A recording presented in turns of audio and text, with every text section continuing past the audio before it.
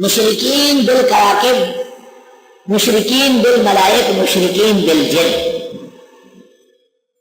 جنات باقاعدہ عادی ہو جاتے ہیں، صورت جن میں ہے اور لوگ ان کی پناہ لیتے ہیں.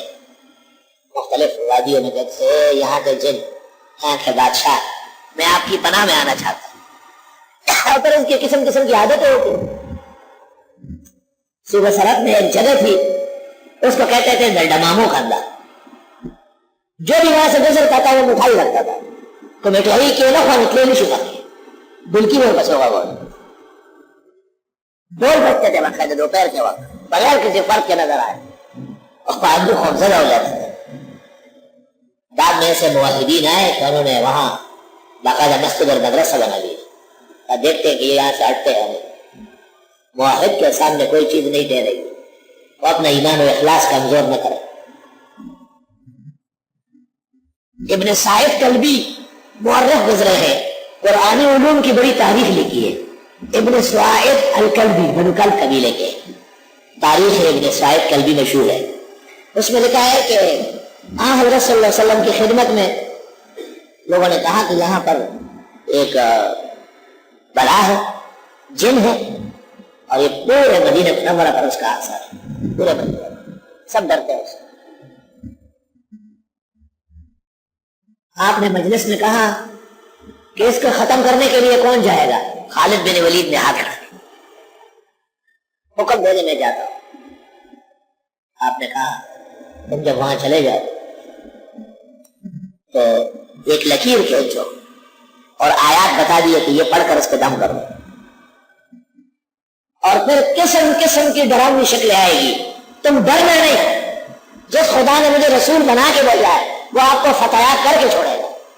میں جن اور انس کو سیدھا کرنے آیا ہوں. دیکھیں گے. خالد بن ولید تلوار لے کے گئے اور ایک درخت تھا بڑا ڈراؤنا قسم کا، اور اس کے نیچے کوئی جا نہیں سکتا تھا. خالد بن ولید نے وہاں جا کے کہا کہ نبی آخر زمان مبعوث ہوئے، اور اے شیطان، آپ جو لوگوں کے ایمان بردباد کرنے یہاں بیٹھے ہیں، آپ کو یہاں سے جانا پڑے گا، اور مزید آپ کو شرارت کرنے کی اجازت نہیں ہے. صحابہ کا ایمان دے پڑا. کیا زبردست ٹریننگ قبول کر رہا ہے. اس نے ایک ایسی شکل بنائی کہ اس کے دانت اتنے بڑے بڑے باہر آ گئے اور ہونٹ ایسے اوپر نیچے اور ڈراؤنی آنکھیں ایسے بڑھتی گئی. جب خالد بن ولید سمجھ گیا کہ یہ پوری پوزیشن میں ہو گئی تو تلوار لے کے بسم اللہ اللہ اکبر اور آنکھوں سے پھٹے اور وہ سارے سینے پہ مارا اس کو. وہ پیچھے کی طرف گر گیا اور بدبو پھیل گئی، دھوئیں اٹھ گئے اور گندا پانی وہاں پھیل گیا.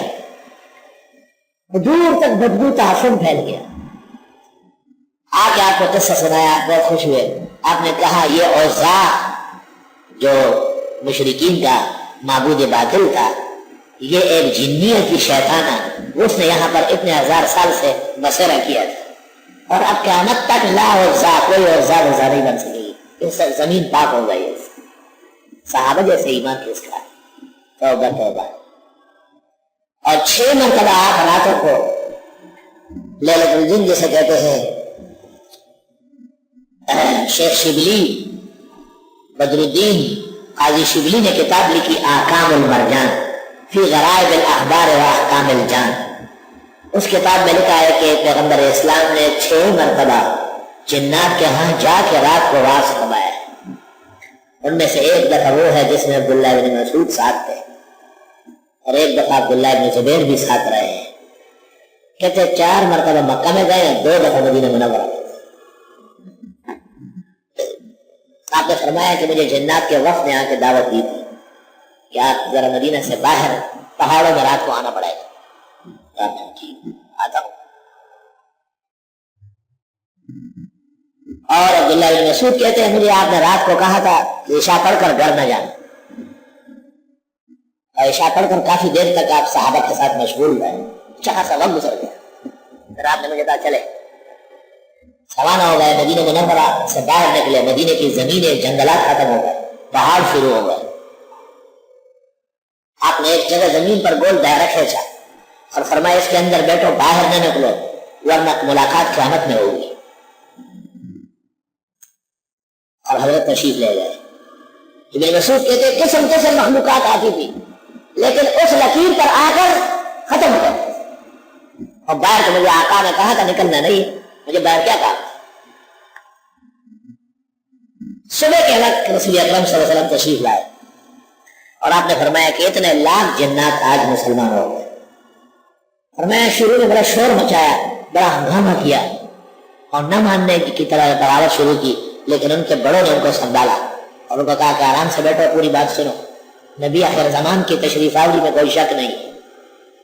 فرمایا میں نے سورۃ شورا کی آیات پڑھی اور اس کے پڑھنے اور سننے کے بعد سب نے سر نیچے رکھا اور مجھ سے وعدہ لے لیا کہ میں قیامت کے دن ان کی شفاعت کروں.